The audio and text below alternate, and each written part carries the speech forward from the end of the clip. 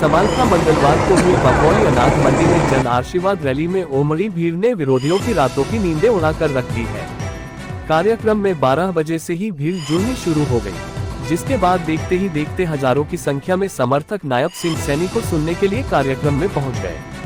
मंगलवार को अनाज मंडी बकौली में भाजपा प्रत्याशी मनमोहन भडाना द्वारा आयोजित रैली की भीड़ को देखकर नायब सिंह सैनी ने कहा, आज की इस भारी भीड़ ने ये साबित कर दिया है कि मनमोहन भडाना भारी मतों से विजयी होने वाले हैं और विपक्षियों की नींद भी उड़ चुकी है।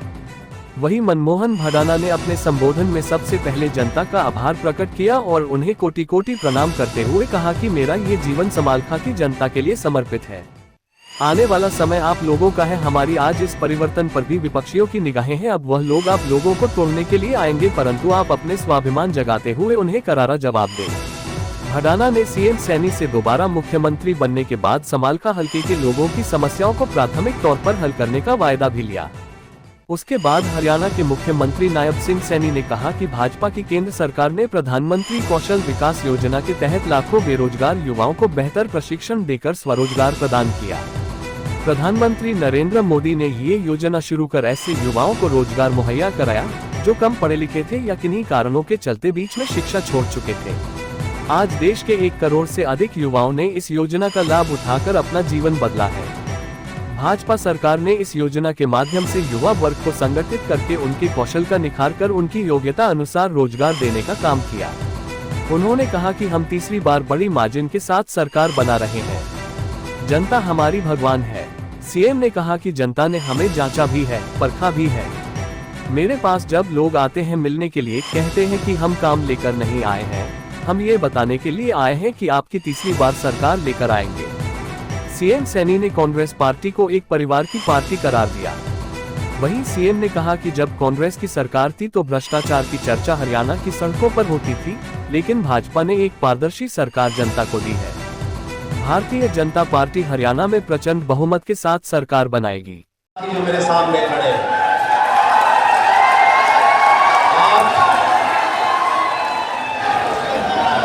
आपने जो मेरा साथ दिया है,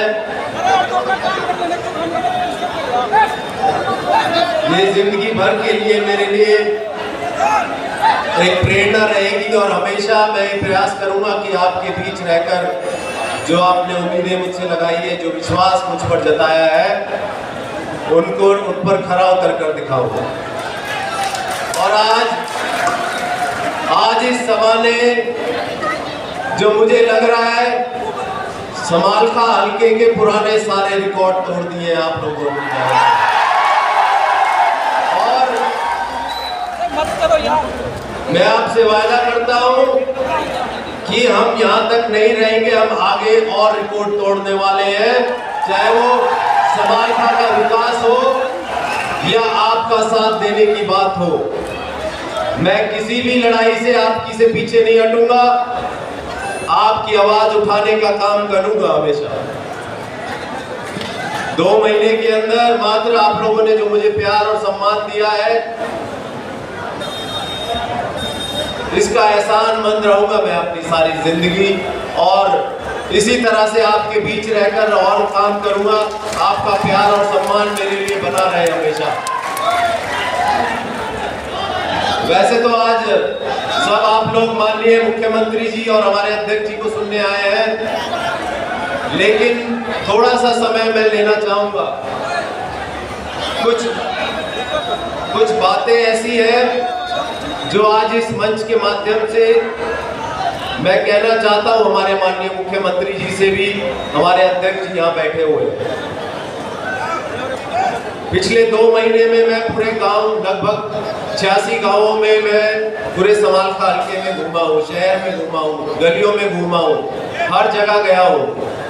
तो वहां से जो चीजें उठकर आई है, कुछ ऐसे मुद्दे, ऐसी समस्याएं उठ के आई है, मैं वो ऐसे 11 बिंदु है, मैं एक बार आपका ध्यान आकर्षित करना चाहता हूं और आपसे आश्वासन चाहता हूं कि आपने मुझे यहाँ भेजा है एक जिम्मेदारी देकर।